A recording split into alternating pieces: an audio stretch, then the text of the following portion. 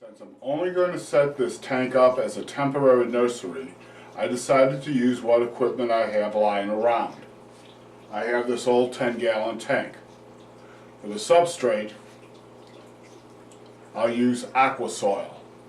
I have never used this before, but a friend had a little left over from a 125-gallon tank he set up, and he gave some to me. I should have enough for a 10-gallon aquarium.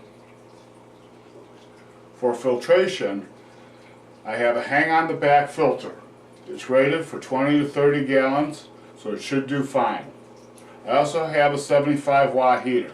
A little bit larger than I would like, but the smallest one I have available. And for lighting, I'm going to use this T5 fixture.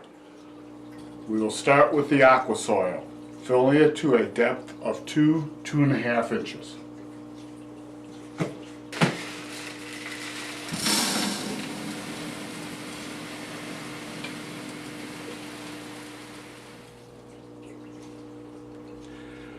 The filter and the heater are already attached. Now all we have to do is add the water.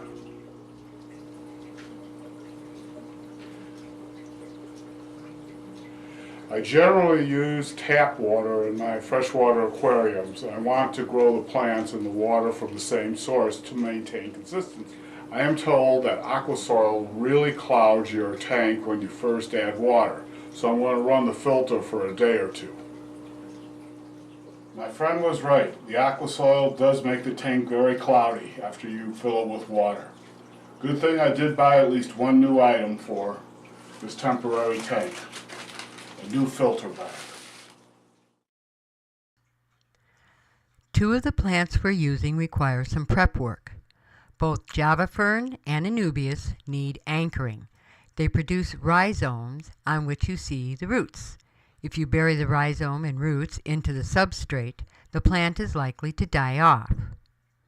Bob ties the Anubias to a small rock using black cotton thread. Use a material that is safe for both plants and livestock to anchor your plants. Select a rock with a rough surface so the roots have something to hold on to. The Java fern is anchored on a piece of driftwood. The old roots aren't likely to establish themselves onto the surface, but the new roots should. We selected low-tech plants, meaning they use lower light levels and don't require direct infusions of CO2. The plants grow slower and the tank requires fewer water changes.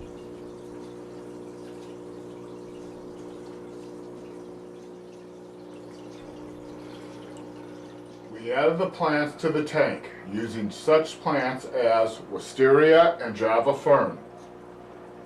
I have the Anubis petite anchored here to a rock and the Java fern over here anchored to some driftwood. These plants are low tech, so I'm not going to inject CO2 into the tank. Instead, I'm using this product, Flourish XL. It's an organic carbon and it eliminates the needs for the reactor. I'm also using a Flourish supplement to add micronutrients and trace elements to the tank.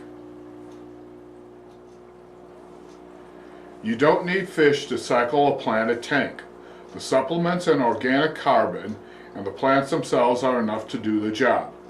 I am, however, adding shrimp to this tank to add some movement. I'm going to use this tank as kind of a farm, so as we experiment with design in aquatics, we'll have plants available to us. We'll take a look at this tank in a couple of weeks and see how well the plants are doing in this environment.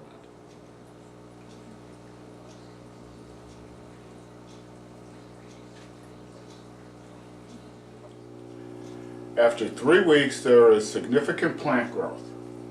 I've added shrimp and guppies to the tank and scavengers to keep the tank clean. I used what I had on hand and obtained plants at club auctions to create this tank. Now when we're ready to create a planted tank, we'll have plenty of stock on hand. Thanks for watching, and subscribe to our channel for more videos on the DIY lifestyle.